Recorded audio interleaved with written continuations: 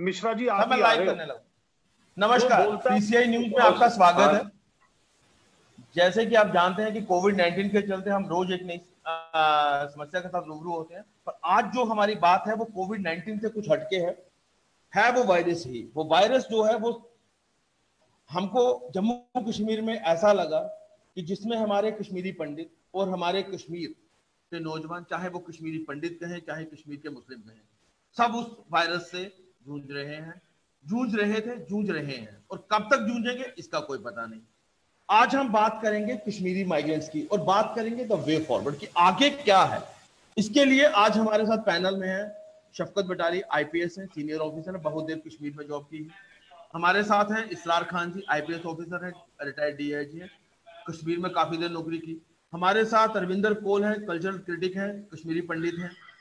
हमारे साथ कुंदन कश्मीरी जी हैं, प्रेसिडेंट है कश्मीरी पंडित कॉन्फ्रेंस के। आप सब लोगों का बहुत बहुत स्वागत है इस पैनल में। जैसे कि बात की मैंने कश्मीरी, जब वो 1990 की घड़ी, जनवरी महीना, कड़कती ठंड में जब कश्मीरी पंडित वहां से माइग्रेंट हुए, बड़े बड़े महल, बड़े बड़े मकान छोड़ के इन लोगों को जम्मू शिविरों में रहना पड़ा। क्या सिचुएशन थी, क्यों हुआ, किस लिए हुआ, इस पे बहुत सारी बातें हुई, पर आगे क्या होगा, इसका समाधान क्या है, इसका सल्यूशन क्या है, इसका सल्यूशन हम क्या निकाल सकते हैं, हम उसके ऊपर बात करेंगे। पहले मैं लूंगा अरविंदर कोल जी को, क्योंकि वो बात करेंगे तो आगे हमारे दोनों जो पुलिस ऑफिसर्स हैं रिटायर्ड, वो इस पे कुछ जवाब देने वाले बनेंगे। अरविंदर जी, आप कल्चरल क्रिटिक हैं, आपने वो समय देखा है, आपने वो जो माइग्रेशन हुई थी वो देखी है। आप बताइए क्या था वो, और इस समय आप लोग क्या चाहते हैं। मुझे लगता है अगर कुंदन जी पहले बोलते, क्योंकि वो कश्मीरी पंडित कॉन्फ्रेंस को वो रिप्रेजेंट करते हैं, तो वो अगर पहले बोले उसके बाद। चलो सर, हम कश्मीरी ये बेटर वही रहेगा, बेटर कुंदन जी। ठीक है, धन्यवाद जी जी। कश्मीरी का जो ये वे फॉरवर्ड की बात है, बहुत देर से ये चल रही है। कश्मीरी पंडितों की वे फॉरवर्ड क्या होगा, what will be the next now about Kashmiri pandits. But Kashmiri Pandit is a part and parcel of Kashmir. Is a Kashmiri. There is no any other way forward, but we will have to go to our Kashmir, to our valley. That is our Kashabhumi. वो हमारी मादरी जमीन है, उससे हमें न कोई छीन सकता है, न हम उससे खुद उससे दस्तबरदार हो सकते। ये हमारा ultimate goal. But there are some terms and conditions how we will live there, where we will live there, what should be the viable atmosphere for our living, and while keeping in view that Kashmiri Pandit is the origin of Kashmir, is the builder of Kashmir. Nobody can deny that. Where our forefathers are, where they are forefathers of whole Kashmiri Pandits, Kashmiri people, including Muslims. 99% of Muslims are their forefathers are Kashmiri Pandits. We are not away from each other.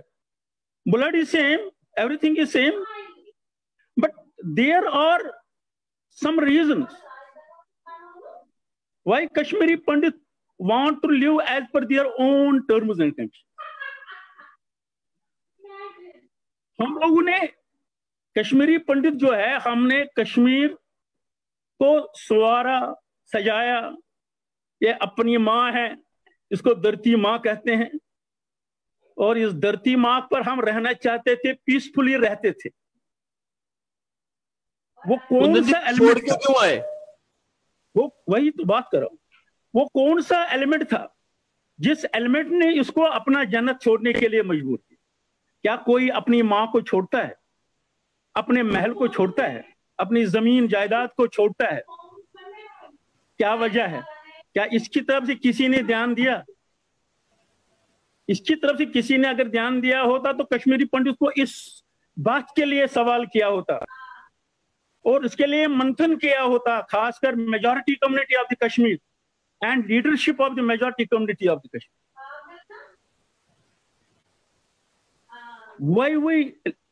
हम पर तोहमत लगाई जाती है, आप छोड़ के चले आए।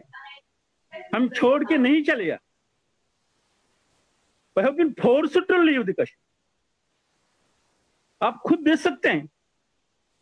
It is not only, it was 19 January when there was a lot of chaos in 1990. Speaker हो गए, हमको भगाने की कोशिश की, बहुत चीज हो गया, वो एक चीज था। आप देखो इससे पहले अर्लियर स्टेज की देखो प्रोसिक्यूशन हमारी क्या। अब 31 की बात छोड़ दीजिए, 47 की हम बात करेंगे। 47 के बाद आप देख लीजिए, एग्रीगेशन एक्ट हो गया, आप देख लीजिए 72 में, 50 में, 54 में आप देख लीजिए एस्टेट ऑपरेशन एक्ट हुआ। We are victim of that. It is 90% Kashmiri Pandits who are victim of that. Delineation of constituencies. Kashmiri Panditों की कुछ constituencies थी, वहाँ 80%, 70% Kashmiri Hindus and other Hindus were रहते थे, and we were able to elect one or two members of for assembly and other things. आप देखिए हबकल constituency को देखिए. That has been delineation उसको ऐसे कर दी गई है कि that has been mixed up with the other constituencies.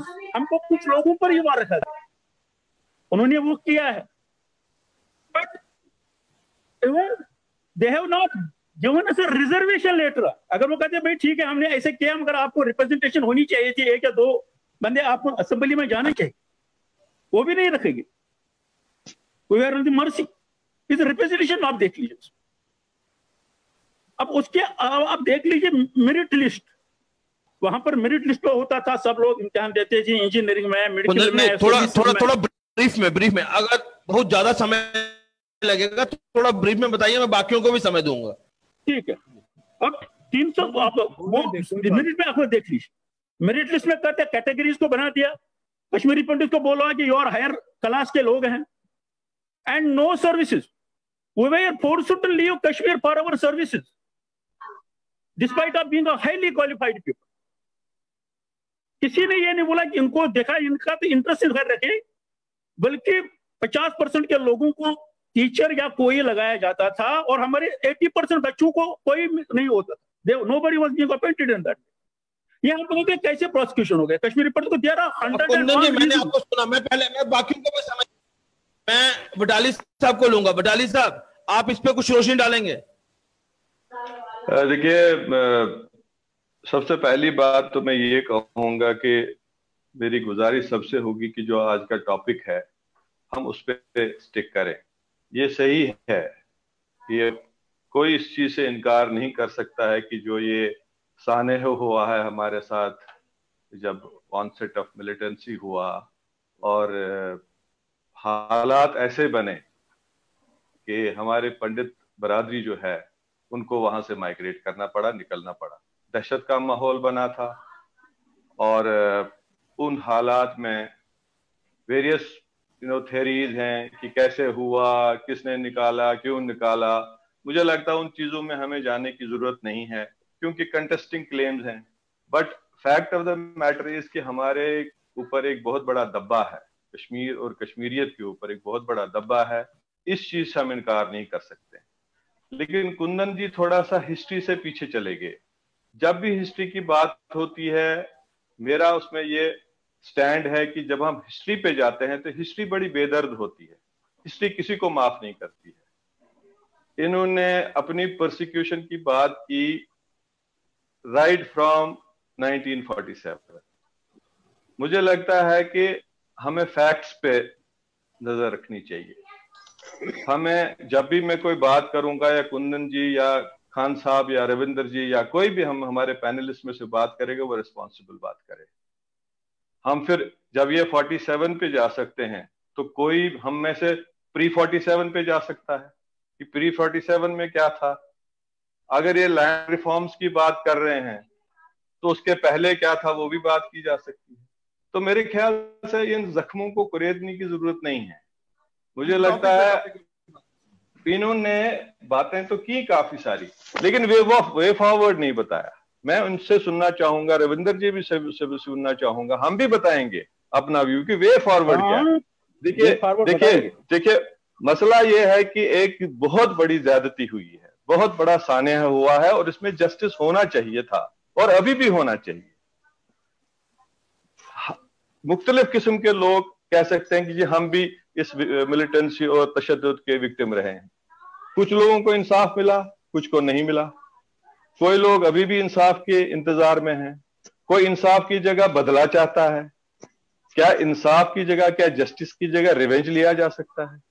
मेरे ख्याल से गवर्नमेंटें अपना काम कर रही हैं, कानून अभी भी अपना काम कर रहा है, हमें उम्मीद है कि इसमें जस्टिस की जाएगी। लेकिन जो अब आगे की बात है, जैसे इन्होंने कहा कि एक कम्युनिटी थी, ये बात सही है, ये एक कम्युनिटी थी, एक कौम थी, फिर यह अलग अलग हुई मजहब के लिहाज से। लेकिन जो हमारा भाईचारा था वो मिसाली है। 47 की इन्होंने बात की, मैं 47 की गांधी जी की बात इनको याद कराना चाहता हूं कि क्या किरण उनको नजर आई थी कश्मीर में, और कैसे नजर आई थी। मोहनदास करमचंद गांधी जी को क्या नजर आई थी बात वहां, उस चीज को क्यों भूल रहे हैं? वो प्यार मोहब्बत हमने हमारे दिलों में, इनके दिलों में कभी ये नहीं था कि भाई ये इस मजहब से है, उस मजहब से है। हमारे त्योहार एक होते थे, हम एक दूसरे के घरों में होते थे। वो प्यार, वो मोहब्बत, वो जो ट्रस्ट है वो कहाँ चला गया? उसको रेस्टोर करने की जरूरत है। मैं समझता हूं कि जिस तरह के मुख्तलिफ ऑर्गेनाइजेशंस हैं, कश्मीरी पंडित बरादरी जो हमारी है, अलग अलग डिमांड्स हैं। मैं समझता हूं कि ऐसा एक हल निकले, और हल निकलने से पहले, हल की बात मैं करूंगा, हल निकलने से पहले हमारे जो रिश्ते हैं, अगर उनमें कहीं कोई दरार आई है, कोई क्रैक्स आए हैं, उनको हम कैसे ठीक करेंगे? पहले हम ह्यूमन रिलेशंस को कैसे ठीक करेंगे? हम कॉन्फिडेंस बिल्डिंग मेजर्स कैसे करेंगे between Muslims, Kashmiri Muslims and Kashmiri pandits? देखिए गवर्नमेंट्स जो भी रही हैं शुरू से, जब से ये परेशानी वहां कश्मीर में शुरू हो गई, सबकी इंटेंशन अच्छी थी, सारी गवर्नमेंट्स की प्लानिंग अच्छी थी कि हम कश्मीरी पंडितों को अपने घरों में वापस लाना चाहते हैं। It's a noble cause. लेकिन मैं समझता हूं कि जहां हमारे मेजॉरिटी कम्युनिटी का ये कहते हैं कि फेलियर हुआ उनकी लीडरशिप का, उसमें कोई शक नहीं है। लेकिन जिस तरह से माहौल था, क्या उनको फुली ब्लेम किया जा सकता है कि उन्होंने कोई एक्शन नहीं ली? अगर हम प्रोसिक्यूशन की बात करें, डेथ्स की बात करें, तो कश्मीरी मुस्लिम्स का भी देख लीजिए। So we were all victims of this problem. हम सब विक्टिम्स हैं। ये चंद लोग हैं जिन्होंने हालात हमारे खराब किए कश्मीर के। गवर्नमेंट का इंटेंशन मैं कहता हूं बिल्कुल नोबल था, बिल्कुल अच्छा था। लेकिन मेरे ख्याल से जो मेजॉरिटी कम्युनिटी को कॉन्फिडेंस में लेना था, उनके जरिए ये बात करनी थी कि भाई ये आपके भाई हैं, ये किसी वजह से निकल गए हैं, इनको मजबूरी हो गई निकलने की, ये नहीं निकलना चाहते थे। कौन निकलेगा अपने घर से? सही बात करें। हमें अपने रिश्तों को पहले मजबूत करना है। कहीं इंडिविजुअल लेवल पे रिश्ते हमारे चल रहे हैं, ऐसी बात नहीं है। ये रविंदर जी भी जानते हैं, कुंदन जी भी जानते हैं, इनके चल रहे हैं रिश्ते हमारे आपस में। जो हमारे, जैसे हमारे गांव के पंडित बरादरी है, हमारे रिश्ते चल रहे हैं, त्योहारों में आना जाना है। लेकिन एज अ होल हमें एक माहौल बनाना है कि मेजॉरिटी कम्युनिटी इसमें इन्वॉल्व हो, और उसके बाद ये अपने अपने घरों में आए। और हमारा कश्मीर इनके बगैर मुकम्मल नहीं है, ये मैं अलानिया कहता हूं। और अगर आज मैं ये डिबेट कर रहा हूं, आज मैं कोई सेंस की बात कर रहा हूं, ये इनके बुजुर्गों की देन है। इनके बुजुर्गों ने हमें पढ़ाया है, हाथ पकड़ के लिखना सिखाया है, इसमें कोई शक। मिलके पुरानी बिटरनेस को छोड़ के, क्योंकि मैंने पहले अर्ज किया कि अगर हम हिस्ट्री में जाएंगे तो बिटरनेस ही बिटरनेस है। मैं 10 ओकेजन ऐसे बता सकता हूं कि ये हो गया जी मुसलमानों उसी के लिए जो आगे कदम बढ़ाने हैं, उसके लिए क्या क्या प्रोस्पेक्टस बनाना पड़ेगा?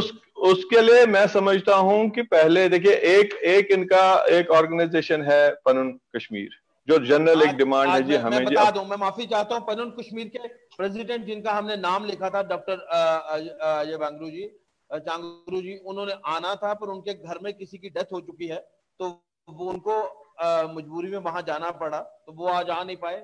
इसको हम जवाब देंगे, उसके लिए भी जवाब देंगे। जी जी जी, वो कोई नहीं, वो नहीं आ पाया, ऐसी बात नहीं है। पॉइंट इज कि इनको जो हमारे लोगों ने वापस आना है अपने घरों में, ये इनको भरोसा किस तरीके से होगा, किस तरीके से ये वापस आना चाहते हैं, उन चीजों पे हमें बात करनी चाहिए। इनके मन में क्या है, ये अपनी मन की बात करें। देखिए इन्होंने काफी सारी बातें की पहले स्पीकर ने, लेकिन फर्दर जो वे अहेड है वो क्या है, इनका ऑर्गेनाइजेशन का प्लान क्या है, पनन कश्मीर का प्लान क्या है, एज अ होल कम्युनिटी का प्लान क्या है। We have to discuss ways and means, क्या प्रैक्टिकली पॉसिबल है, किसमें मुश्किलात हैं, क्या होना चाहिए क्या नहीं होना चाहिए। मैं चाहता हूं इसमें आगे डिबेट चलेगी तो हम भी अपना पॉइंट बताएंगे। उसके लिए हमें चकुल सब। हाँ जी, आगे चलाए नवनीत जी। जी खान साहब, आपने बहुत देर कश्मीर में नवनीत जी मुझे मौका दिया जाए। सर मैं आपको दूंगा, बाकी आपके नंबर पे आएगा, आपके नंबर पे आएगा। खान साहब, आपने बहुत देर कश्मीर में नौकरी की, आपने बड़े क्लोज से सारी चीजें देखी हैं।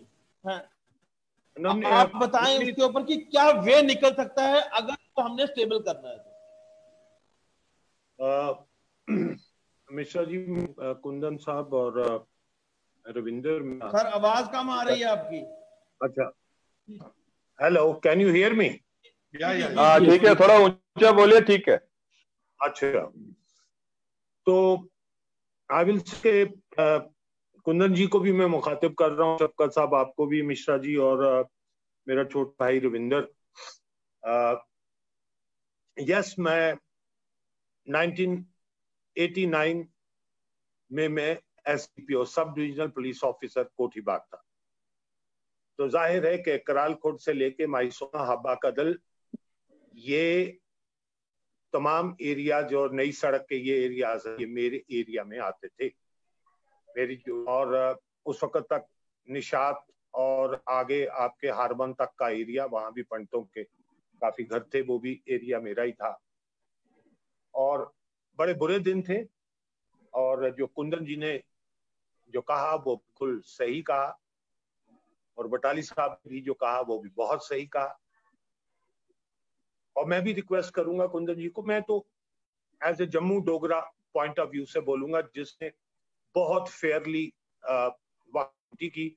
हम सब लोगों जो डोगरा या पंजाबी मुस्लिम थे, उनको वैली में भेजा गया काम करने के लिए, क्योंकि वहां के अपने उस वक्त बहुत पुलिस डिमोरलाइज थी कश्मीरी, और कोई भी सीनियर पोजीशन के ऊपर काम करने को तैयार नहीं था। या इंडियन पुलिस सर्विसेज ऑफिसर थे या मोस्टली टॉप लेवल के ऊपर। शफकत साहब मुस्कुरा रहे हैं, पर आपको किसी ने पोस्ट नहीं किया, वो मानता हूं, आप रामबन या कहीं थे, लेकिन आपको भी इस बात का पता कि गिनती कर लीजिए, मुनीर खान, फारूक खान, इसरार खान, अशकूर वानी, मनहास, ये हम सब लोग यहाँ से गए थे। तो जनाब कुंदन साहब ने बिल्कुल सही कहा जनाब, ऐसा माहौल था, मैं कभी झूठ नहीं बोलूंगा। रातों को जनाब नारे लगते थे, जनाब क्या क्या नारे लगते थे। रातों को ढोल बजाए जाते थे, थालियां बजाई जाती थी, पोस्टर लगते थे पंडितों के लिए कि निकल जाओ यहां से। हिजबुल मुजाहिदीन की इतना फॉर्म में नहीं आया था, लेकिन एंट्री थोड़ी थोड़ी ये सच्चाई है कि वो ऐसा डरावना माहौल था, ऐसा डरावना माहौल था कि उस माहौल में ये कहूं कि लोग डरेंगे, दहशत ज्यादा नहीं होंगे, तो क्वेश्चन ही कोई नहीं है। क्योंकि हम जम्मू के मुसलमानों ने भी देखा, जहां एक बार एजिटेशन हुई थी तो रात को थालियां बजाती थी, तो मुसलमान भी उस तरह से रात को डरा। तो डरावना माहौल था। बट इस माहौल के अंदर मैं कुंदन जी से एक रिक्वेस्ट करूंगा, जो मैंने अपनी आंखों से देखा, वो ये मैंने देखा है जी कि उस माहौल में जो पढ़ा लिखा, मोहब्बत करने वाला, पढ़ा लिखा, एजुकेटेड और अच्छा कश्मीरी था, जो कि उनकी तंजीमों का हिस्सा नहीं था, या सोयत नहीं था, या अपर ग्राउंड वर्क नहीं था, आपको तो पता डिफरेंट कैटेगरीज थी, वो वर्कर जो है वो बेचारा डर के मारे बुजदली से साइलेंट था। And I also remind you, आप, इसीलिए मैं उनको कसूरवार कश्मीरीज, उन कश्मीरीज को जो 90% कश्मीर की मेजॉरिटी थी, जो रोते थे इस वक्त कश्मीरी पंडित निकले। और मैं क्यों कहूंगा कि मैंने अपने हाथों से एक्सोडस में शामिल था। मुझको बुलाया गया था, मुझे और अल्लाह बख्श साहब दोनों को बुलाया। मरहूम अल्लाह बख्श साहब SSP थे, मैं कोठीबाग DSP था, मैं पंजाबी बोलता था। गवर्नर साहब ने हमको बोला कि आपको प्रोटेक्शन देनी है, आज से SRTC गाड़ियां आएंगी, ये लोग जाना चाहते हैं। And I am witness to that. और कितने लोगों को मैं गले मिला हूं हबा कदल, करालकोट और इस एरिया में, वो मेरे साथ रोए हैं गले लग के, देख यार खान को निकलना पड़ रहा। और वो मेरे बहुत करीबी दोस्त थे।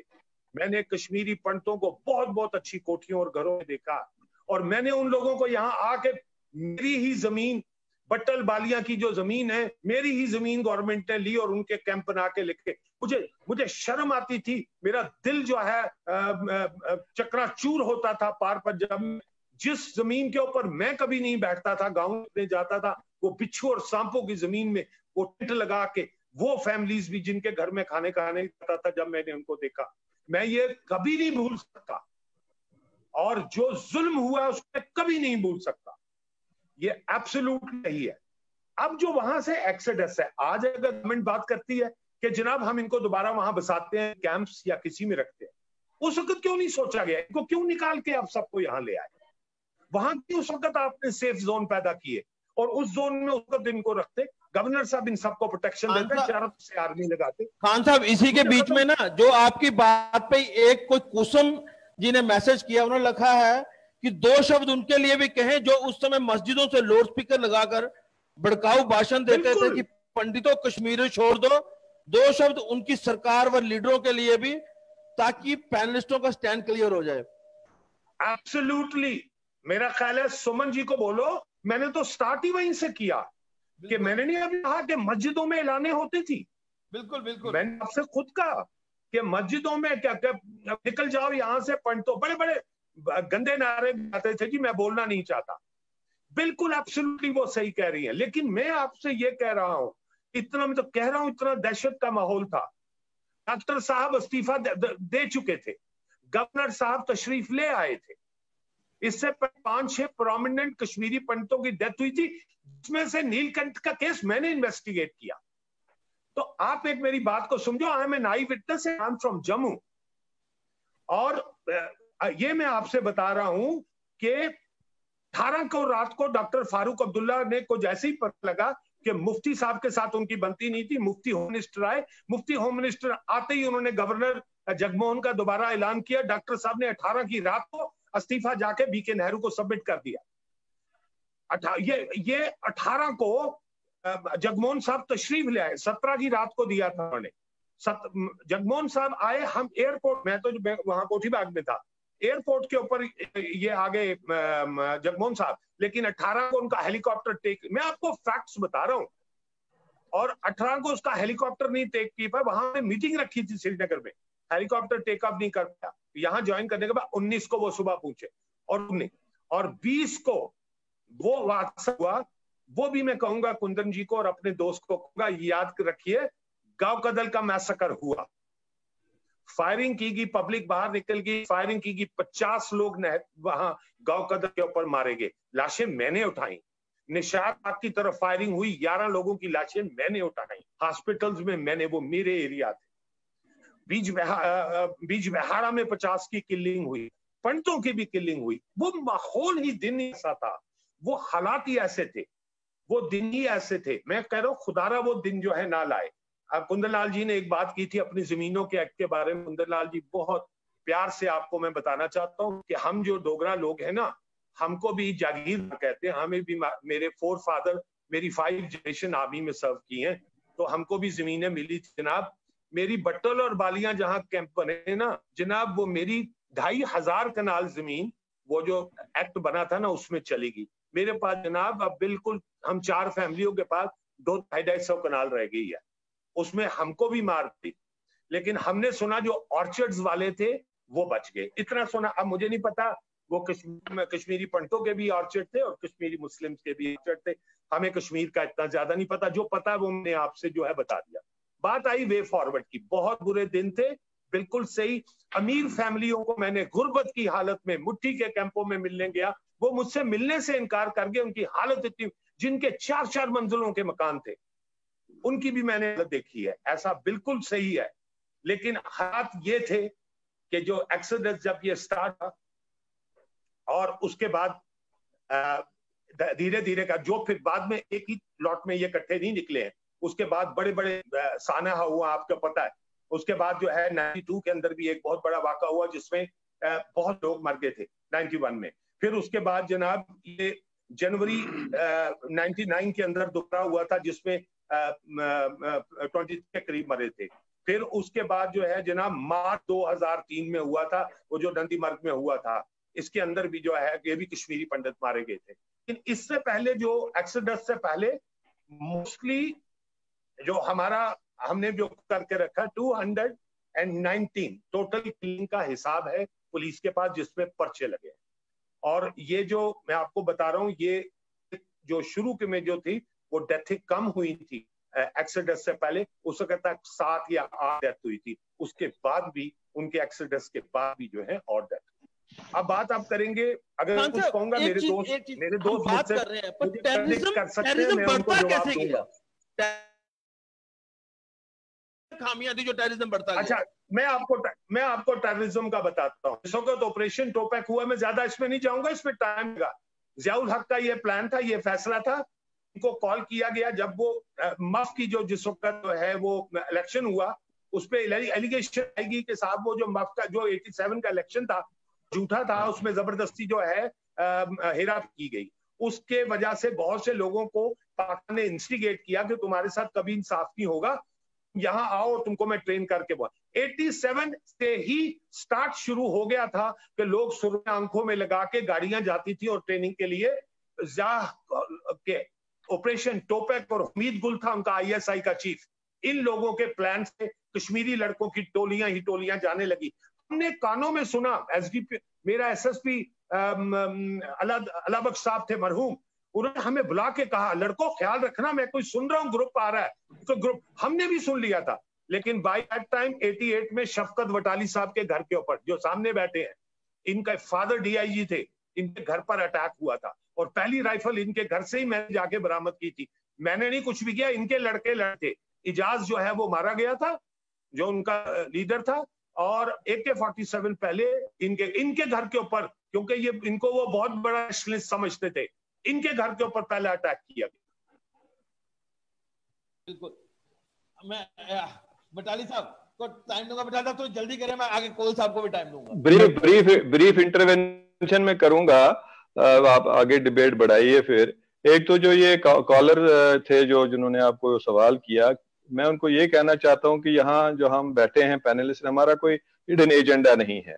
We don't support violence, we don't support extremism, we don't support killings. इसमें कोई शक किसी को नहीं होना चाहिए और कोई सवाल हमारे ऊपर नहीं होना चाहिए कि हमारा मुद्दा और मकसद बिल्कुल क्लियर है, नंबर 1। नंबर 2, आपने बीच में मिलिटेंसी की बात की, मैं उसमें एक जरूर एक अलग डिबेट है, ये एक अलग डिबेट है कि क्या हुआ कि मिलिटेंसी और टेररिज्म बढ़ता गया। मेरा इसमें यह सवाल है कि अगर 1947 में हम एक्सीड कर गए टुवर्ड्स इंडिया, 1987 से लेके जब तक ये 87-88 में जब ये इसने सर उठाया टेररिज्म ने, इस दौरान क्या हुआ ऐसा, ये देखने की जरूरत है। ये पीरियड अगर हमारा बढ़िया चला, हमारी गवर्नमेंट्स आई, हमारे इलेक्शंस हुए, सब कुछ हुआ, कोई टेररिज्म नहीं हुआ, कोई आर पार की लड़ाई नहीं, कोई वेपन्स नहीं आए, but what happened between these years right from 47 to 88 कि हमारे ये हालात हो, इसका एक अलग डिबेट हो सकता है। मुझे लगता है इस तरफ हमें नहीं जाना चाहिए। वो आगे करिए आप। वो एक बहुत कश्मीरी पंडितों का आने का रीजन वही बना था, इसलिए मैंने I agree but what are the reasons for that, that's a different debate. ठीक है, मैं अरविंदर कोल जी को रुका। अरविंदर कोल जी, आप कल्चरल क्रिटिक हैं, मैं एक चीज इसके जो चीज हमारा टॉपिक चल रहा है उस पर पूछा। कल्चर की बात करेंगे तो कल्चर कश्मीरी पंडितों का और कश्मीरी मुस्लिम्स का सेम कल्चर है, शादी ब्याह एक जैसे होते हैं, कल्चर सेम है, खाना पीना सेम है। आप उस पर भी बात करेंगे और जिस पे हमारी डिबेट चल रही थी उस पर भी बात करेंगे। नहीं, आपने तो मुझसे पहले सवाल किया था, मैंने उसका जवाब दिया था, और जो वे फॉरवर्ड बटाली साहब ने पूछा उसका जवाब कुंदन जी, मैं माफी चाहता हूं आपसे, मैं पहले रविंदर जी को ले लूं, रविंदर जी को ले लूं। ठीक। हाँ जी, जो हम कुंदन जी पीछे की लाइट बंद कीजिए, पीछे की लाइट आपके मुंह और थोड़ा हिल रहे हैं कुंदन जी, बहुत हिल रहे हैं, कुछ डिस्टर्ब हो रही है उनकी शक्ल। नहीं कुछ पीछे लाइट है एक, उसकी वजह से इनका चेहरा लाइट बंद करवाना। कोई बात चलो आगे। अरविंदर कौर जी बोलिए, आप बोलिए। जो हम 4 पैनलिस्ट हैं यहाँ पे, हम सभी मुझे लगता है एक इशू पे मुत्तफिक हैं कि 1990 में कश्मीर में जो हुआ वो 1947 के बाद हुआ सबसे बड़ा दर्दनाक सानिहा था। और हमारी ट्रेजेडी ये है कि ये सानिहा 30 साल के बाद आज भी उसी तरह जारी है, इसका कोई हल नहीं। ये हमारे सेकुलर हिंदुस्तान की हिस्ट्री में एक बदनुमा दाग है, और जितनी जल्दी ये खत्म किया जाए उतना ही यहाँ का सेकुलरिज्म मजबूत होगा। कश्मीर में जो हुआ उसका खमियाजा सिर्फ कश्मीर में रह रहे मुसलमान नहीं भुगतेंगे, उसका खमियाजा पूरे हिंदुस्तान में जो मुसलमान रह रहे वो भुगतेंगे। क्योंकि हर बार उनको यही ताना दिया जाता है कि एक मुस्लिम मेजॉरिटी की पूरे स्टेट थी पूरे हिंदुस्तान में, और वहां पे आपने हिंदू का क्या हाल कर दिया, तो आप अब सेकुलरिज्म की बात करें। इसलिए जितनी जल्दी ये खत्म हो जाए उतना अच्छा है। मैं पास्ट में नहीं जाऊंगा, बहुत बातें की जा सकती है, बहुत से गिले शिकवे हैं। मैं आज के बारे में बात, अगर हम पास्ट को लेते रहेंगे तो फिर ऐसी 50 डिबेट्स भी आप कर रहे हैं कि वो भी कम। फ्यूचर के बारे में बात, मैं कश्मीर में रहा हूं इस मिलिटेंसी के दौरान, जब पूरे कश्मीर में 6 बजे सारे लोग बंद अपने घरों में चले जाते हैं, हम 11 बजे प्रेस एनक्लेव से निकलते थे और पैदल में इंदिरा नगर जाता था। वो बेचारे गली का दरवाजा देखते रहते थे। मेरे रिश्तेदार जिनके घर में मैं रहता था वो कहते थे यहाँ मेरे हस्बैंड तो 6 बजे के बाद बाहर नहीं जाते, तो हम प्रेस एनक्लेव में अपना पार्टी वार्टी करते थे, फिर हम घूमते घूमते 10 जगह हमें हैंड्स अप करवाया जाता था, तो खैर हम पहुंच जाते। उसके बाद 3 साल, अभी मैं जब फ्लड्स आए कश्मीर में उस वक्त मैं 3 साल कश्मीर में रहा हूँ। मेरे बहुत अच्छे दोस्त हैं कश्मीर में और बहुत मोहब्बत और प्यार है, मगर आज की तारीख में भी वहां पे जो माहौल है वो ऐसा है कि जो मेरे दोस्त हैं वो जो प्राइवेटली मुझसे बात करते हैं वो पब्लिकली आज भी नहीं कर सकते। आज भी वहां पे आप आर्मी को गाली दे सकते हो, पुलिस को गाली दे सकते हो, पैरामिलिट्री फोर्सेस को गाली दे सकते हो, मगर मिलिटेंट को आज भी आप खुलेआम गाली नहीं दे सकते। आज भी वहां जिस डर का माहौल था, जो मुसलमानों पे अक्सर ये इल्जाम लगाया जाता था कि दैट दे बिट्रेड कश्मीर, उसमें कुछ बिट्रेयल भी था और कुछ खौफ भी था। बहुत से लोग अपनी जान बचाने की फिक्र कर रहे थे, तो वो किसी को उनको अपना इतना डर था कि वो सोचते थे कि हम बच जाएं किसी तरह, तो हम नेबर के बारे में बोलेंगे तो हम भी उस जद में आ जाएंगे। इसलिए उस खौफ की वजह से बहुत से ऐसे भी लोग थे जो नहीं बोले, आज भी नहीं बोले। क्या आप समझते हैं कि कश्मीर में लाल चौक पे खड़ा होकर कोई सैयद अली शाह गिलानी को गाली दे सकता है? क्या आज की डेट पे कोई मिलिटेंट के खिलाफ कुछ बोल सकता है? आज आप आर्मी को दे सकते हो, आप आर्मी के खिलाफ जुलूस निकाल सकते हो, आप पैरामिलिट्री फोर्सेस के खिलाफ नारे दे सकते हो, प्रेस स्टेटमेंट दे सकते हो, मगर अगर ऐसे दर्दनाक सानहे मुझे मालूम है जो मेरे दोस्तों ने मेरे साथ शेयर किए हैं, जो हमारी बच्चियां हैं जो उनके साथ गुजरा है, जिसके हाथ में AK-47 राइफल होती है, वो अपने आप को खुदा समझता है, और जिस घर में घुस जाता है उस घर में कोई आदमी सेफ नहीं होता। मगर उनके खिलाफ आप नहीं बोल सकते, आप आर्मी के खिलाफ बोल सकते। आप आज भी बाकी सभी एजेंसीज गवर्नमेंट के खिलाफ बोल सकते हो, भारत सरकार को गाली दे सकते हो, आप सब कर सकते हो, मगर मिलिटेंट के खिलाफ आज भी आप नहीं बोल सकते। अभी भी वो माहौल इतना ओपन नहीं हुआ कश्मीर में कि जो कश्मीर का जो समझदार तबका है, जी-होश तबका है, जिनको सब मालूम है कि क्या हो रहा है और जो समझते हैं कि उनके साथ क्या क्या गुजरा है इन 30 सालों में, किन किन घरों में क्या क्या हादसे हुए, वो सब उनको मालूम है, मगर आज भी वो नहीं बोल पा रहे। उसका मतलब आज भी वहां वो खौफ बरकरार है, मिडनाइट नॉक का खौफ बरकरार।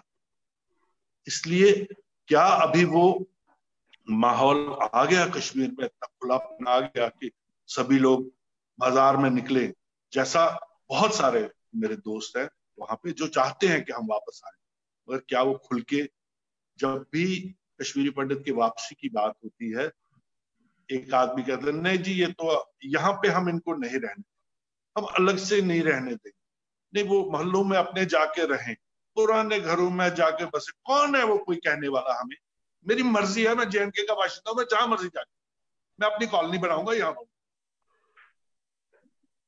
एक हर कम्युनिटी में एक इस तरह का एक ख्याल होता है कि मैं जहां पे बसूं वहां पे मेरे आसपास मोहल्ले में मेरे लाइक माइंडेड लोग। नानक नगर में सरदार आए, वो नानक नगर पर बसे, ज्यादातर लोग प्रेफर करते थे, चूंकि हमारी कम्युनिटी है, वहां पे गुरुद्वारा है, सब कुछ है, तो हम यहाँ पे मकान। मुस्लिम जब वहां से कश्मीर से इन 30 सालों में अभी कितने मुस्लिम आए, गुजरनगर में रहे, सिद्धरा में रहे, भटिंडी में रहे, है ना, तो ये एक आम एक, तो क्यों मुझे कहा जाए मैं कश्मीर जाना चाहता हूँ, क्यों मुझे कोई कहे कि तू यहां नहीं रह सकता, कौन है वो कहने वाला, वो खुदा है यहाँ पे, क्यों कोई मुझे कहे कि तुम यहां नहीं रहोगे, तुम वहां रहोगे, नहीं तुम इस जगह नहीं रह सकते, उस जगह रह सकते, इकट्ठे नहीं रह सकते। रविंदर जी रास्ता क्या है हमारी, मैं बताऊंगा, मेरे पास सारा रास्ता, मैं रास्ते पे ही आऊंगा।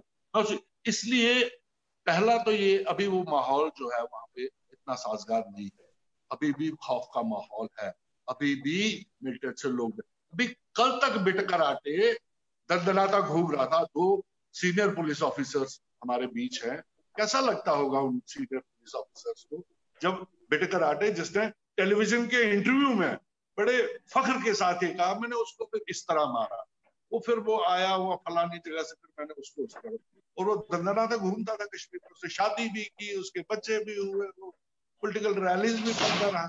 क्या लगता होगा इन हमारे पुलिस ऑफिसर को? वो माहौल जब तक पूरी तरह से खत्म नहीं हो जाता कश्मीर से, जो मिलिटेंसी जड़ से उखाड़ी नहीं जाती, तब तक हमारा जो रिटर्न है वो बहुत, मतलब रविंदर जी आप वेट कर रहे हैं मैं बताता हूं, दूसरा, जब हम वापसी की बात करते हैं तो किसको वापस ले जाए, who is to go back, मतलब वापस कौन, हम क्या ओल्ड एज होम बनाने जा रहे हैं वहां पे, जो बुजुर्ग यहाँ पे बैठे हैं जिनके दिल में अभी भी नॉस्टैल्जिया है कश्मीर के बारे में, जो कश्मीर के बारे में बड़े अपने वो बचपन की यादें समोए हुए हैं दिल में, वो वापस जाना चाहते, तो आप ओल्ड एज होम बना दीजिए ना वहां पे, वृद्धाश्रम। मतलब आपका कहना है कि नौजवान जो है वो वापस नहीं जाना चाहता। Please give me 5 minutes, please give me 5 minutes.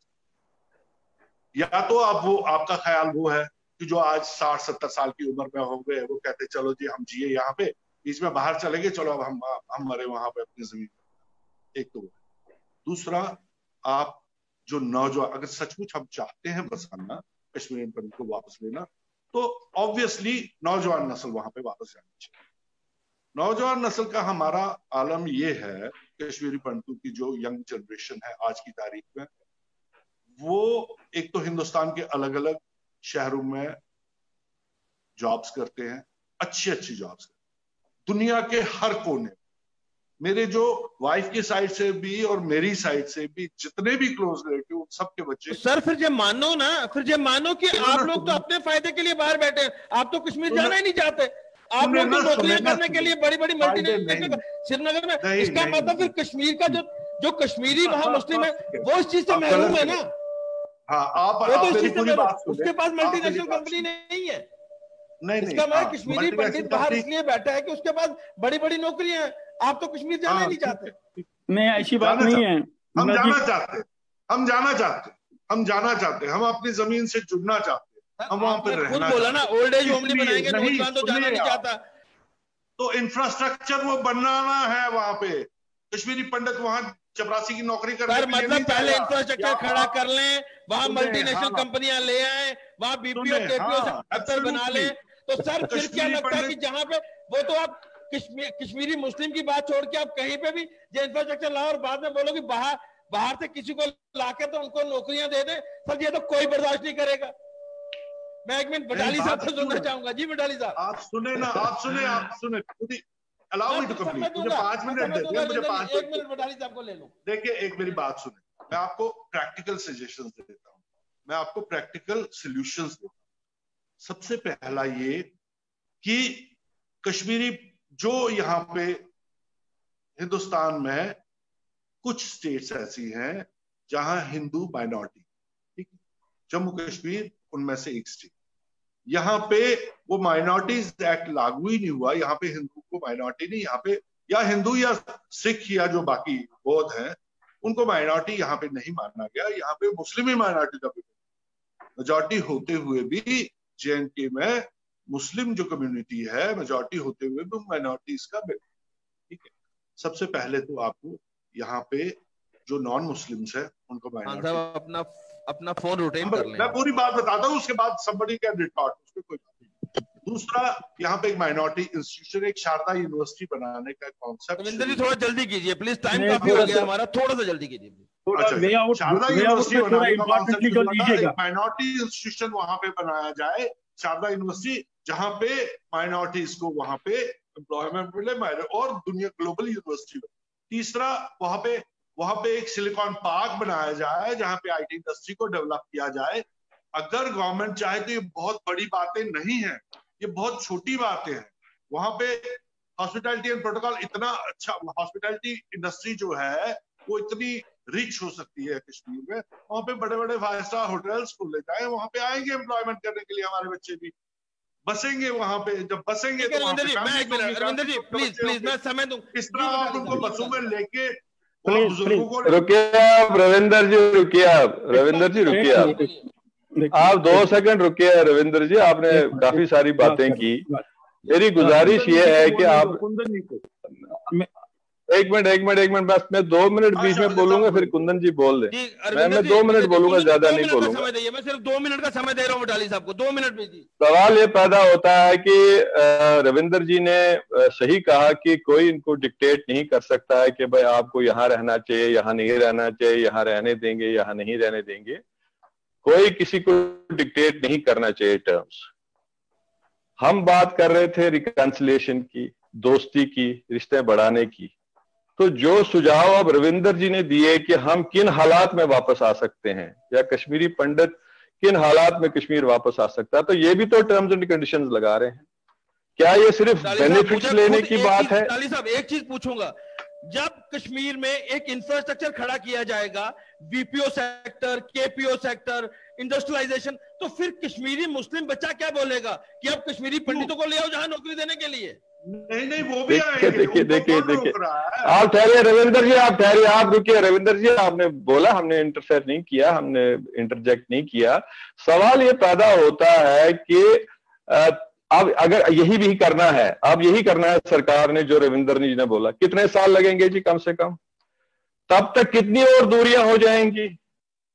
क्या ये हम सिर्फ बेनिफिट की बात नहीं कर रहे, हमारे कोई इमोशनल टाइज होते हैं मातृभूमि के साथ, वो कहां चले गए? और हम आइडियल सिचुएशन की बात करते हैं। कौन सी आइडियल सिचुएशन कहां बनेगी? किस स्टेट में आइडियल सिचुएशन है? क्या आपकी यूपी में आइडियल सिचुएशन है? महाराष्ट्र में आइडियल सिचुएशन है जहां मिलिटेंसी नहीं है? क्या गुजरात आइडियल सिचुएशन है? There is no ideal situation. I am sorry, you can never get an ideal situation. इसमें मेरी गुजारिश है, जो मेरा टेक है, मेरा टेक यह है कि हमें पहले रिश्ते बहाल, जो इन्होंने नौजवानों की बात की, एक बहुत बड़ा मसला है। नौजवान तो बिल्कुल दूर हो चुके हैं दोनों कम्युनिटीज के, उनको कैसे इकट्ठा लाया जाए? जब हम टर्म्स एंड कंडीशंस और जब हम शर्तें रखेंगे तो दूरियां तो और बढ़नी है। वो कब वो इंफ्रास्ट्रक्चर बनना है जी, मुझे बताइए आप। और आपने सही कहा कि कल का जो मुसलमान बच्चा है वो कहेगा ये सारा आपने कश्मीरी पंडितों के लिए बना दिया। अब आप कहेंगे जी वो भी उसका बेनिफिट लेंगे। हम पहले इंफ्रास्ट्रक्चर बनाएंगे, उसमें किसी को मुलाजिम नहीं रखेंगे, किसी को हम नहीं लेंगे, और then we will invite the Kashmiri Pandit community. It's not a practical thing. Let us talk practical. पहला स्टेप ये होना चाहिए कि हम अच्छे अच्छे लोग, सूझबूझ वाले लोग रिश्ते बहाल करें, नौजवानों को क्लोज लाएं, दोनों कम्युनिटीज को क्लोज लाएं। कॉन्फिडेंस, अभी तो कॉन्फिडेंस ही नहीं है। रविंदर जी की बातों से ही लगता है कि इनको कॉन्फिडेंस ही नहीं। सो जब तक वो कॉन्फिडेंस नहीं होगा तो कैसे जाएंगे? कुंदन जी से आप लीजिए। आप कुछ बोलना चाहते हैं? जी हाँ जी जी। बटाली साहब, हमने सुना आपको, आप जानते हैं, आपके सर्विस कैरियर भी और खान साहब का भी पता है, और आपके फादर साहब का भी, मेरे ख्याल फादर साहब का उससे पहले ही मिल्टन सी का था फर्स्ट, ही वाज जिसने मिल्टन सी को फर्स्ट केस फर्स्ट कप किया था। तो आई नो यूर सैक्रिफाइस, इसमें कोई दो राय नहीं है कि you have a complete spirit of you want to have a peaceful Kashmir, but at the same time you have agreed one point कि कश्मीरी पंडितों के साथ जुल्म हुआ है। बिल्कुल हुआ, बिल्कुल हुआ सर, वो मान रहे हैं। आगे का रास्ता क्या है? वही मैं बात बोल रहा हूँ। क्या आपने आज तक एक्सेप्ट किया है कि कश्मीरी पंडित का जोनासाइड हुआ है? दे आर नॉट एक्सेप्टेड कि हमें जोनासाइड हुआ है, and we have been forcibly वहां से निकाल दिया गया, we have been forcibly excited from Kashmir. और उसमें तो कौन नहीं एक्सेप्ट कर रहा है? किसने एक्सेप्ट नहीं किया है? किसने एक्सेप्ट किया? देखिए सवाल ये नहीं है। देखिए प्लीज लिसन। मैंने इंटरफेयर नहीं किया, आप लोग मेरा बात सुन लीजिए। हम लोगों को कभी आप लोगों ने, हमने अभी भी डिमांड कर रहे हैं कि reversal of genocide, we want acceptance of genocide, आप मान लीजिए।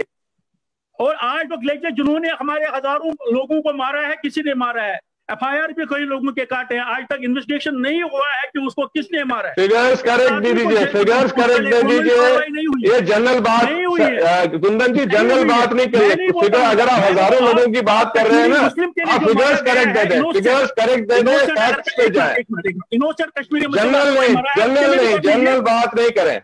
जनरल की बात यह है कि वहां कर जो मुस्लिम यूथ है 30 साल से वो has been brought up under radicalized atmosphere, brought up separatist atmosphere। आपको वहां हिंदुस्तान को गाली मारनी है, आपको दूसरे चीज को हिंदुस्तान के बरखलाफ कुछ बोलना है, वोट बैंक बनाना है या पॉलिटिक्स खेलनी है। और इंडियन जो कश्मीरी पंडित यूथ है, he has been brought up Indianized culture। आप दो यूथों को इकट्ठा लाने के लिए सबसे पहले जो वो कुंदन जी, सेपरेटिस्ट माइंडसेट में खड़ा कर दोगे? पूरी पॉपुलेशन को आप कंडेम कर रहे हो। कैटेगरी में खड़ा नहीं कर रहे आप पहले बताएं क्या आप एक्सेप्ट कर रहे हैं हमारा जोनोसाइड हुआ है? उसको एक्सेप्ट करवा दीजिए। हम एक्सेप्ट ये कर रहे हैं कि जो देखिए क्या हम एक्सेप्ट कर रहे हैं। लिसन जस्ट अ सेकेंड, हम ये एक्सेप्ट कर रहे हैं। पहले ही हमने ये कहा, हमने शुरुआत किस चीज से की इस डिबेट को, कि एक बहुत बड़ा सान्य है जो किलिंग्स हुई हैं पंडित्स की, जो एक्सोडस हुआ है, जो माइग्रेशन इनको करनी पड़ेगी, एक दब्बा है हमारे ऊपर। But this is not the only tragedy of Kashmir, let me tell you. क्या यही एक ट्रेजेडी है Kashmir? Comparing only tragedy, who has created? No, I am not talking, no. आप देखिए, सिंगल आउट मत कीजिए। There are listen to me, there are people who will give you facts and figures of other tragedies. Our houseman has been, हम भी हैं, देखिए let me tell you, जो ये किलिंग्स हुई, let me tell you, I will give you my perspective की जो ये कश्मीरी पंडित्स पे अटैक्स हुए हैं, जो उनके ऊपर ये हमले हुए हैं, जो इनको मारा गया है, इसके अलावा लोग मारे गए हैं हिंदुस्तान के नाम पे। वो किस खाते में मरे? वो तो आप हिंदुस्तान को बताइए ना। हिंदुस्तान के नाम पे कश्मीरी मुसलमान मरे हैं, कश्मीरी मुसलमान मारे गए हैं इंडिया के नाम पे। पंडित को बीच में मत कीजिए। कश्मीर, आप इंडिया और पाकिस्तान बीच में लाकर कश्मीरी पंडित को मत कीजिए। आपको बोलते हैं इंडिया ने उसको मारा है, उसको क्यों इंडिया ने मारा है कश्मीरी मुस्लिम यूथ को, वो इंडिया जानता है। इंडिया ने मैं सिर्फ, आप सुन नहीं रहे हैं, आप सुन नहीं रहे हैं। मैं कहता हूँ जो मुस्लिम, इसको क्यों निकाला? मैं कश्मीरी पंडित को भी मारा गया, कश्मीरी मुसलमान को भी मिलिटेंट्स ने, टेररिस्ट ने मारा है, क्योंकि वो इंडियंस थे।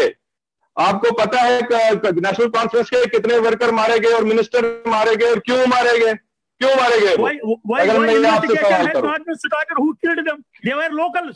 मैं एक मिसाल दे रहा हूं। हमारा एक क्लोज फ्रेंड था, डॉक्टर था, उसको 12 बजे रात कर बोला कि मेरी माँ कश्मीरी में बोला कि मेरी मौत से बीमार बोन वस्तो 5 नफर आए, 5 आदमी आ गए, उनको नीचे उतार कर आधे किलोमीटर के बाद डॉक्टर को मार दिया गया। हजारों इंसिडेंट्स हैं ऐसे। वही मैं आपसे पूछ रहा हूँ कि अगर ऐसे इंसिडेंट्स,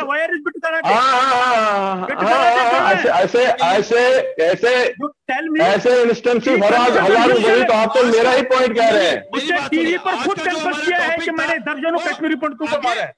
हाँ, उसमें क्या शक है, उसको कोई सपोर्ट नहीं कर रहा है। We are not supporting anybody. नहीं, मतलब क्या माना है कि उसको आज तक किसी ने कुछ किया है, उसको आपने छोड़ दिया? किसने छोड़ा? आप क्या होता? किस आपने? तो आप कौन सा होता? आप क्या होता? बैक एडमिनिस्ट्रेशन, नॉट वटाली साहब, नॉट वटाली साहब। आप कम्युनिटी को मत लाइए बीच में। आप इंडिविजुअल को ब्लेम कीजिए, आप गवर्नमेंट को ब्लेम कीजिए, आप उस वक्त की गवर्नमेंट को ब्लेम कीजिए, but not the community, please. उस वक्त ये बात कीजिए। आप एडमिनिस्ट्रेशन भी देखिए किसकी थी, उस वक्त की एडमिनिस्ट्रेशन किसकी थी? आपका जब जो कश्मीरी पंडित्स का एक्सोडस हुआ, उस वक्त एडमिनिस्ट्रेशन किसकी थी? डार्केस्ट फेज ऑफ मिलिटेंसी में कौन हुकूमत कर रहा था कश्मीर में? हर एक चीज देखिए प्लीज। कौन कर रहा था? बताइए ना। आप जब निकले, आपको जब वहां से निकलना पड़ा दहशत के माहौल में, कश्मीर कश्मीरी पंडित हेलमा फेयर में था? No, I am asking you. आप गवर्नमेंट को ब्लेम कर रहे हैं ना, कौन सी गवर्नमेंट? मैं वही आप बोल रहे थे कि हिंदुस्तान का विक्टिम बन गया है जी बहुत सारे मुस्लिम। वो डेफिनेट ठीक है, आपके क्लेम है वो, यू पूछे क्यों किया, वो बताएगा क्यों किया, मगर मेरी क्लेम है मैं विक्टिम क्यों हुआ? कश्मीरी पंडित को क्यों मुस्लिम मिलिटेंट विक्टिम किया? वही बिल्कुल वो जाती हुई आपके साथ, वो उसमें कोई डिफेंड किसी को नहीं कर, we are not defending anybody. My way forward about this, Watali साहब का मैं एक सवाल का जवाब दूंगा। वे फॉरवर्ड मैंने उनको बोला है कि वे फॉरवर्ड में आप एक्सेप्ट कीजिएगा कि जेनोसाइड हुआ है, जिन्होंने जेनोसाइड किया उनको पनिशमेंट कीजिएगा, उनके अगेंस्ट कार्रवाई कीजिएगा, और जो जैसे बिट कराटे जैसे लोग बहुत सारे हंड्रेड्स है उनके अगेंस्ट वो एफआईआर खोलिए, एक्शन लीजिए। नंबर 2, कश्मीरी पंडित के साथ गवर्नमेंट ऑफ इंडिया बात करे और उसको वन प्लेस सेटलमेंट पर इसको बात करे। That is a way forward, that is a separate homeland, whether separate Kashmir, separate land where we can settle together as a Indian, true Indian, so that we can contribute for the nation as a true Indian। और वहां का जो India, जो कश्मीर की जो वो होगी administration है, उसको हेल्प करें गवर्नमेंट को वहां को स्ट्रक्चर ठीक करने के लिए। We are ready for that कि अगर हमें एक place settlement with free flow of Indian constitution किया जाएगा, और हमें अगर वहां पर कि हमारा रिवर्सल जेनोसाइड और एक्सेप्टेंस ऑफ जेनोसाइड हो जाए, और जो हमारा यूथ अपना वहां का जो यूथ है, मुस्लिम यूथ को जो वहां रेडिकलाइजेशन हुई है, सेपरेटिज्म में ब्रेन में डाला गया, उनको एजुकेट किया जाए।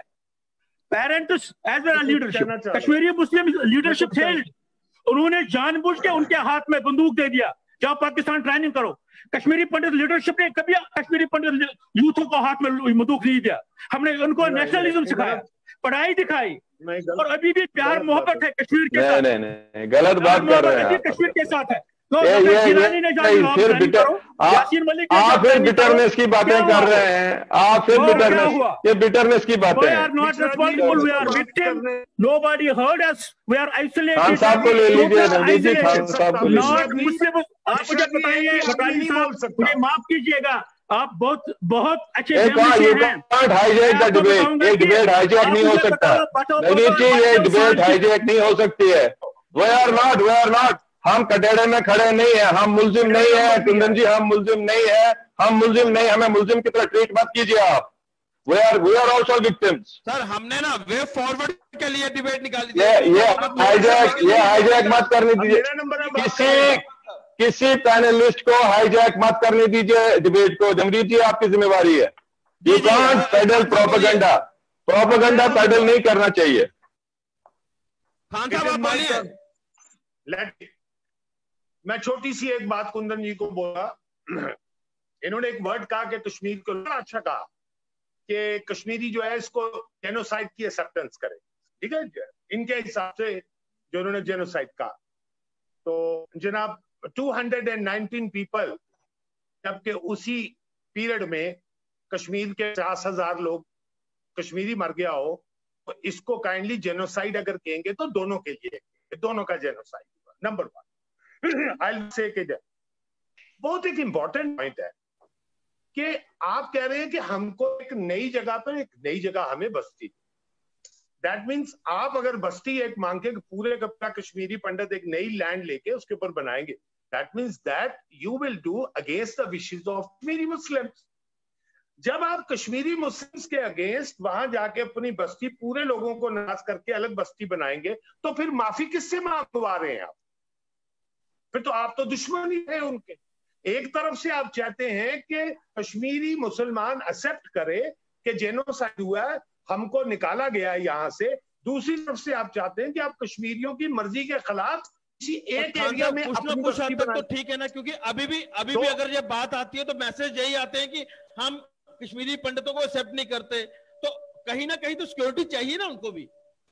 देखे ना आप मेरी बात सुने, तो फिर माफी की बात खत्म हुई ना। हम तो चाहते हैं माफी हो। आप मेरी बात को मिश्रा जी समझे, मैं ये कह रहा हूं हम चाहते हैं कि कश्मीरी मुसलमान एक्सेप्ट करे कि हाँ तुम हमारे भाई हो, गलतियां हुई हैं, हमसे हुई हैं, चलो इस मजबूरी में हुई हैं। आपको लाल जी को यह भी मालूम होगा कि जब 91 में जिस वक्त 1990 में जब सरला भट्ट का जब मर्डर हुआ था वहां वो नर्स थी, तो कश्मीर में रिजेंटमेंट शुरू हो गई थी कश्मीरियों की। उसके बाद सेकंड इंसिडेंट होता है, सेकंड इंसिडेंट में सोहन लाल बरारू, और उससे पहले नहीं बल्कि सोहन लाल बरारू से पहले एक लेक्चरर साहब को मारा जाता है, लेक्चरर उसकी वाइफ को मारा जाता है। तब भी कश्मीरियों ने रिजेंटमेंट की थी, बहुत रिजेंटमेंट हुई थी, अखबारों तक में निकला था। और सबसे बड़ा कश्मीरियों का जो गुस्सा जो है, जो पैमाना जो लबरेज हुआ था, वो हुआ था जनाब जब सोहन लाल बरारू, उसकी बीवी बिमला और उसकी बेटी अर्चना को मर्डर किया गया। मैं वही था जनाब, नई सड़क के ऊपर आपके इसके साथ औकदल के साथ 5,000 कश्मीरी का लूस निकला था मिलिटेंटों के खिलाफ। इतनी दहशत हो गई। अगर मैं गलत कह रहा हूं मुझको झुठला दें ये दोनों, मैं आपको फैक्ट्स के अखबार से 5,000 कश्मीरी मुसलमान बाहर निकला था, दहशत के बावजूद भी वो निकले थे कि ये गलत हो रहा है। तो ये आपको एक इंडिकेशन देगा, गरीब कश्मीरी, आम कश्मीरी, एजुकेटेड, पढ़ा लिखा कश्मीरी खुद दहशत ज्यादा था। अरे एक प्रोफेसर की बेटी के साथ शादी करने के लिए बडगाम में मिलिटेंट आ गया, मुझको वो आज A क्लास ठेकेदार है, तब वो B क्लास ठेकेदार था, मैं जानता हूं उसको। और बाहर गन में और अंदर वाले गनमैन ने उसकी बेटी से निकाह किया। आज वो गनमैन मर गया, आज उसकी बेटी आजाद हुई है। आप नकवी का केस याद करें, डॉक्टर अलवी का केस याद करें। घर का नौकर सुरमा पहन के मौलवी को लेके निकाह पढ़ने के लिए आ गया मालिक की बेटी के साथ, और डॉक्टर अलवी ने उसको कहा कि बेटा मैं अभी तैयारी करता हूं, तुम भी बैठो, निकाह होना है बेटा, बिस्मिल्लाह, तुम मुजाहिद हो, बैठ जाओ इधर, मैं ऊपर जाके बेटी को कहता हूँ कि बेटी तैयार हो। ऊपर से ही वो भागा, 3 से पास किया, भागा, सीधा एयरपोर्ट पहुंचा। वो हमारे सामने हुआ जनाब, हमारी आंखों के सामने हुआ। क्या कश्मीरियों ने सहा नहीं है? कश्मीरियों ने डबल मार किया है, कश्मीरियों ने मिलिटेंटों से भी मार खाई है, कश्मीरियों में किसी जगह पर सिक्योरिटी फोर्सेस के जुल्म पर भी मार खाई है। क्या कुनन पोस्ट के इंसिडेंट नहीं हुए? क्या कश्मीर में रेप नहीं हुए? क्या कश्मीरी पंडित लड़कियों का धोखा? मैं बोल सकता हूँ, सरला के ऊपर एलिगेशन, सरला का भी रेप हुआ था, और अर्चना का कहा जाता है कि अर्चना का भी रेप हुआ। अरे दोनों तरफ से हुआ, लेकिन माफी तभी मांगेंगे ना कि आप उनके, जो बटाली साहब कह रहे हैं, उनके गले लगकर उनके साथ सामने बातचीत करके उनकी मर्जी से मिलजुल के आप कोठियां बनाए, घर बनाए। गवर्नमेंट आपको 1-1 करोड़ रुपया दे। मैं ये बोलना चाहता हूँ, मेरे दिमाग में भी है। इसरार साहब मुझे बताइए किससे गले मिलेंगे आप? किससे वहां गले मिलेंगे?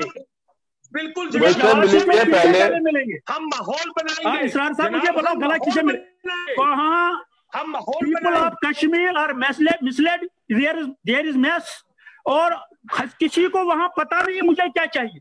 एक पाकिस्तान पूरी पॉपुलेशन को कंडम मत करें, इकोनॉमी मांगता है, एक तर्बूज मांगता है। आप देख लीजिए क्या चाहिए आपको, थोड़े बोलोगे आप? मैं आपको जवाब तो देने दे। कश्मीरी पंडित भी यूनाइटेड नहीं है। कश्मीरी पंडित कौन सा यूनाइटेड है? कुंदन जी आप ठीक किसके साथ मिलोगे? 2010 तक, कुंदन जी 2014 तक कर लीजिए, 2014 में 35 मिलिटेंट रह गया था। आर्मी ने भी तस्लीम किया कि 80 मिलिटेंट टोटल रह गया। उस साल 39 मिलिटेंट मरे, कितने रह गए? 39। सिंपल मैथमेटिक्स है। तो अगर ये हालत है और सारे ठीक हो चुके थे, बिजनेस और टूरिज्म इंडस्ट्री चल रही थी, वो वक्त क्या वो वक्त नहीं था कि हिंदू मुसलमान हम सब गले मिला के सबके साथ और हम काम करते? हाँ मुझे पता है आज के हालात ठीक नहीं है, मैं अपने दोस्त की बात मानता हूं। खान साहब मुझे एक रिक्वेस्ट है, खान साहब मुझे एक रिक्वेस्ट है। आपने बहुत अच्छे सवाल किए हैं, एक जवाब मैं दूंगा। अगर वहां माहौल ठीक है, वहां के लोग बिल्कुल है, कुछ लोग है, ये मुझे बताएं। अभी भी आर्मी और पुलिस क्रैकडाउन करता है, वहां मिलिटेंट होता है, पाकिस्तान से ट्रेंड आता है, पाकिस्तानी होता है, कश्मीर का होता है, और उसको हजारों लोग बाहर के आर्मी पर अटैक करते हैं, पथराव करते हैं। और ये मुझे बताइए वो क्या है? अगर वो मिलिट्री खत्म करना चाहते हैं, एकदम चाहते हैं कि जो पाकिस्तान के लोग गड़बड़ करते हैं वहां पर उनके ट्रेन और गड़बड़ करते हैं, वो क्या ये करते हैं? क्यों वो हजारों लोग बाहर निकलकर पथराव करते हैं, आर्मी पर कुछ करते हैं? वही बिल्कुल। अब आपने सवाल किया, जवाब ले लीजिए। कुंदन लाल जी, लोग हमसे दोबारा खफा हो चुके हैं। मैंने कहा 2014 में हम वापस लाए थे, वो लोग उसके बाद हालात हुए, आज लोग दोबारा फ्रंट होके मिलिटेंटों के हाथों में चले गए हैं। आज हमारा मिलिटेंट 1400 के करीब, 1014 के करीब है। सिक्योरिटी फोर्सेस किलिंग और लोगों की ऊपर आ चुकी है। मैं ज्यादा नहीं बोलना चाहता, आपको समझ है मैं आपसे क्या कह रहा हूं। हमें लोगों को करीब लाना है सर, हमको उनमें अंदर विश्वास जगाना है कि वो पाकिस्तान के साथ कश्मीरी दोनों कम्युनिटी हमारी पहल जो है, हमारी पहल है, we want rehabilitation our progeny in Kashmir. ठीक है, okay, and that should be within our terms and condition. We want one place settlement, we want reversal of genocide, we want with condition क्या है वो भी बता दीजिए। आज इस प्लेटफॉर्म पे बैठे टर्म्स एंड कंडीशन भी डिसाइड कर ही लेते हैं। हाँ जी, हाँ जी, हाँ जी। टर्म्स एंड कंडीशंस क्या हैं? Terms and condition, nothing.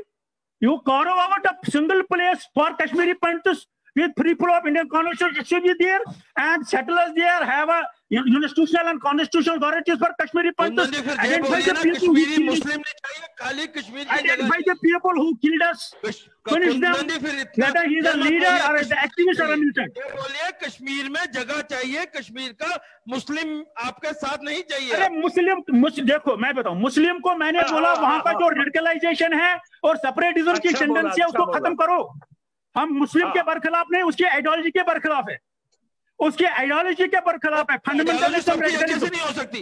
आप ये भी नहीं वो खत्म करो ना, उसको खत्म कैसे करेंगे? उसको करो। कश्मीरी किसकी जिम्मेवारी है? सारे हिंदू अच्छे, सारे ब्राह्मण अच्छे, सारे किसकी जिम्मेवारी? क्या रेडिकलिज्म एंड फंडामेंटलिज्म जो वहां है वो मैं खत्म करूं?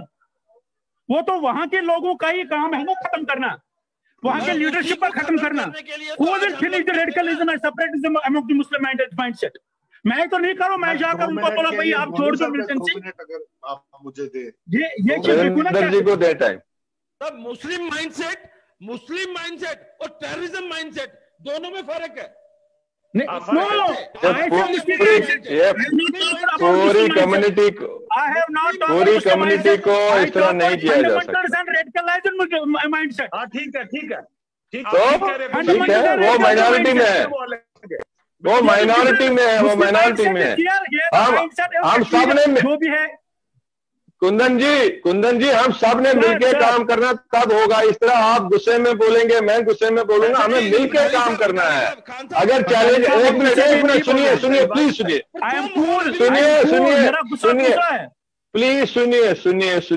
सुनिए कुंदन जी, जब तक अच्छे लोग, अच्छी सोच के लोग, हर एक कम्युनिटी के लोग जो अच्छे हैं, जो अच्छी सोच रखते हैं, इकट्ठे नहीं होंगे हम इन अनासर का मुकाबला नहीं कर सकते हैं। हम बट के अगर रहेंगे तो ये ऐसे अनासर हावी हो जाएंगे।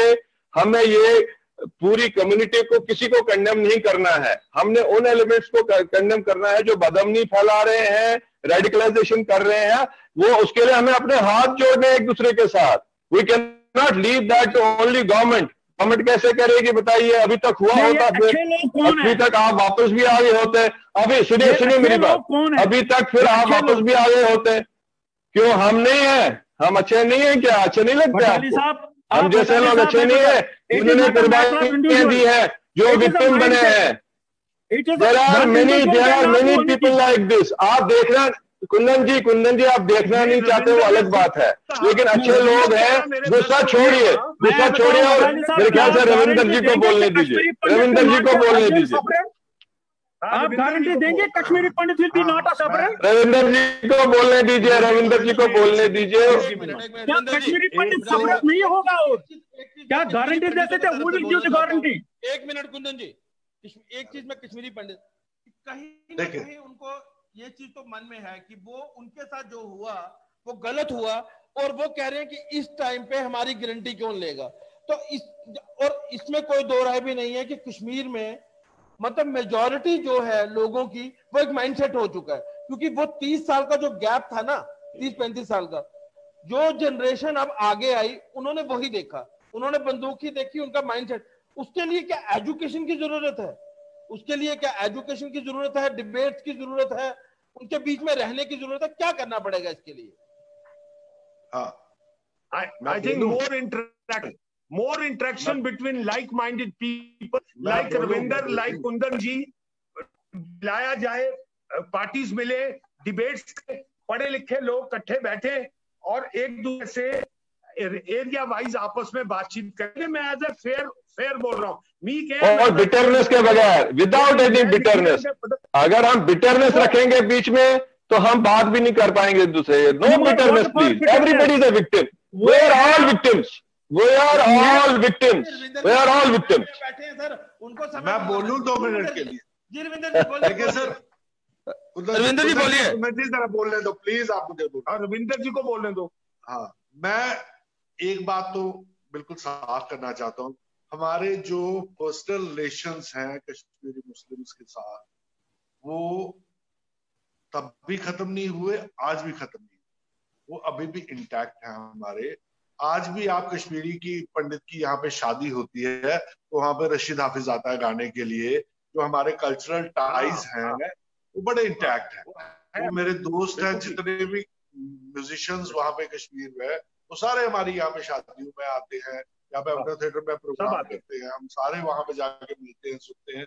वो हमारी टाइज बड़ी इंटैक्ट है। कश्मीर में वो कोई प्रोग्राम करते तो मैं बॉम्बे में पोस्टेड था, मुझे बॉम्बे से उन्होंने टिकट दिया, यहाँ पे हम थिएटर फेस्टिवल कर रहे हैं, आपको उसको कंडक्ट करना है। मैं बॉम्बे से गया वहां पे श्रीनगर में, यहाँ पे SKICC में हमने थिएटर फेस्टिवल किया था, उसको कंडक्ट किया। सो वो टाइज हमारे इंटैक्ट है, वो बिटरनेस हम में है नहीं। जब हम कम्युनिटी के रिटर्न की बात करते हैं कि वो कैसे जाएंगे, एक जो मेन इशू पे हमारा जो इस वक्त मुझे लगता है डिफरेंस ऑफ ओपिनियन चल रहा है, जो हमारे पैनलिस्ट हैं, आप कहते हैं कि वो बीच बीच पे जाके बस जाएं, और जो वहां पे कश्मीर में लोग चाहते हैं कि वो ये यहाँ पे कोई इजराइल ना बन जाए एक, और जिस तरह से वो यहाँ पे इस तरह की कोई कॉलोनी ना बन जाए, फिलिस्तीन ना बन जाए नए सिरे से, यहाँ पे वो इस तरह का कोई एक मतलब डैगर्स ड्रॉन 2 जगह हो, यहाँ पे हिंदू हो या मुसलमान, उस तरह ना बने। ऐसा नहीं होगा।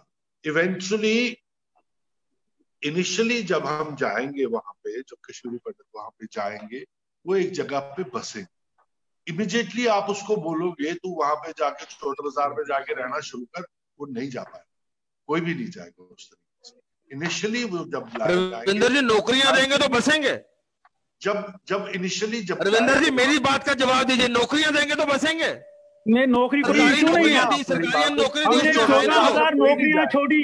जब हम निकाले गए हमने 14,000 15,000 नौकरियां छोड़ी। वो छोड़े, वो कोई बात नहीं। तो हमें नौकरी के लिए वापस नहीं जाना है, हमें जाना है settlement of our younger generation, our produce. यार अब या तो मुझे इस तरह नहीं आता है बात। प्लीज देखिए, जब इनिशियली जाएंगे, क्या जो यहाँ पे जो कश्मीरी मुस्लिम आके बसे जम्मू में इन 30 सालों में भी, उससे पहले वो ऐसी जो भटिंडी में रहते हैं या सिद्रा में रहते हैं या गुजरनगर में रहते हैं, क्या वो पूरे कम्युनिटी के साथ मिलते मिलाते नहीं है? क्या हमारे रिश्ते उनके साथ नहीं है? क्या वो पूरे जम्मू यहाँ वो प्रॉब्लम नहीं है ना, यहाँ वो प्रॉब्लम नहीं है जम्मू में वो प्रॉब्लम नहीं है, जम्मू में वो माहौल नहीं है सर। चलो सुने ना, कश्मीर में भी जब इनिशियली जाके वो एक जगह पे बसेंगे, जब इनिशियली एक जगह बसेंगे, उसके बाद वो मिलेंगे, इसके साथ भी मिलेंगे, उसके साथ भी मिलेंगे, इंटरेक्शन होगा, कॉन्फिडेंस बढ़ेगा। वो कहीं जाके कोई नटीपुरा में अपना मकान बना लेगा, कोई रेणावारी में जाके बना लेगा, कोई जाके अपने पुराने घर को ही रीमेक कर लेगा। बट जब इमीडिएटली आप उसको वापस ले जाओगे, एज ए ग्रुप आप उनको ले जाओगे, अभी तक आप मुझे कोई आंकड़े कुंदन जी बता सकते हैं कि कितने कश्मीरी लोग हैं जिनके अपने कश्मीरी पंडितों के घर हैं अभी तक वहां पे, जिन्होंने सेवा की? वहां मैं बताऊंगा आपको, रजिस्ट्रेड जो है वहां 2500 लोग टोटल कश्मीरी पंडित रहते हैं। वो 2500 मतलब क्या होता है, 300 फैमिलियां। कुंदन जी मैं ये नहीं पूछ रहा, मैं ये कह रहा हूं कि आप वापस आ गए, ये मैं पहले 2500 का था, उसके बाद कुंदन जी मैं ये पूछ रहा हूँ, जो लोग कश्मीर छोड़ के आएंगे उनकी प्रॉपर्टीज की बात कर, कि वो अब जैसे अरविंदर जी कह रहे हैं ना कि हम अपने पुराने घरों में जाएंगे, पुराने घर नहीं, तो बचे ही नहीं। मैं बताऊं, पुराने घर में कोई, क्योंकि वो डिस्ट्रिक्ट सेल में बनाए गए, अनक्रोचमेंट हो चुकी है, डिस्ट्रिक्ट सेल में लिया गया है, सारा ले लिया। वो बोल रहे हैं वापस राजा भाईचारे की बात करो, क्या जिन्होंने हमारी जमीन डिस्ट्रिक्ट सेल में खाई, क्या वो वापस देंगे? हमारी डिस्ट्रिक्ट सेल में तुमने जमीन ले ली, हम लोग के बागात ले लिए हैं, क्या वो जमीन वापस देंगे? वो तो लोकल कश्मीरी ही है ना, वो तो पाकिस्तान के लोग नहीं है। क्या उनकी लीडरशिप उनको बोलेगी कि कश्मीरी पंडितों की सारी जमीन छोड़ दो डिस्ट्रिक्ट सेल में? मैं बात करना चाहता हूँ, मैं बात करना चाहता हूँ। एक लास्ट में बोलूंगा, इस पर मैं बात करना चाहता हूँ फुर्दर इसको। और दूसरी बात यह है कि इसके लिए हमने गवर्नमेंट को भी डाटा दिया है कि जो जमीन वहां पर है, लीव कमीशन के पास डाटा है भी, ये जमीन हमारी जो ली गई है उस पर लिए एक्शन ली जाए और हमें जमीन दे दो। और सबसे इंपॉर्टेंट है कि let government initiate talks with us, state government initiate talks with us. उसमें फिर कश्मीरी बरादरी को लाए कि भाई बाद में कश्मीरी पंडितों को एक जगह बसा दिया जाए, आप लोगों को अपने हिसाब से उनके साथ भाईचारा रहे, जैसे कि अभी खोल साहब ने बताया, उसके बाद इंटरेक्शन हो, ठीक है, मगर पहले तो कोई डायलॉग हो ना कश्मीरी पंडितों के साथ। सेंट्रल गवर्नमेंट डायलॉग करे सीरियसली, स्टेट को जो अपना यूनियन टेरिटरी के लीडर जो है वहां के गवर्नमेंट है हमारे साथ डायलॉग करे और हमारी सुने। 30 साल से किसी ने कुछ नहीं सुना, isolated, total isolated, and we have been ignored everything. आप देख लीजिए, let government sit on dialogue for it. And उसके साथ बुद्धिजीवी लोग, कश्मीर के बुद्धिजीवी लोग, और लोगों को भी बोलने दीजिए, और लोगों को बोलने दीजिए प्लीज। बोलिए। देखिए, एक तो मैं समझता हूं कि हमें शायद कोई गलतफहमी है हम पैनलिस्ट को कि हमें आज ही कोई ये फैसला करना है कि भाई हमने आगे क्या करना है, ये मसला कैसे हल हो सकता है और कैसे इज्जत से ये सारे लोग जो हैं घर आ सकते हैं। ये आज फैसला होने वाला नहीं, जब ये इतने साल से नहीं हुआ है। हम डिस्कस करना चाह रहे हैं कि रोड मैप क्या है। Road map can comprise of 10 steps, शायद 10 स्टेप्स हमें लेने पड़ेंगे कि तब जाके शायद हल कोई निकल सकता है, जिसमें पॉपुलेशन भी इन्वॉल्व हो, दोनों कम्युनिटी, जिसमें गवर्नमेंट्स इन्वॉल्व हो, एनजीओ इन्वॉल्व हो, कौन कौन इन्वॉल्व हो। But what is the first step? First step मेरे हिसाब से रिश्ते बहाल करने की बात है, खासकर यंगस्टर्स की। हम वो कैसे कर सकते हैं वो देखना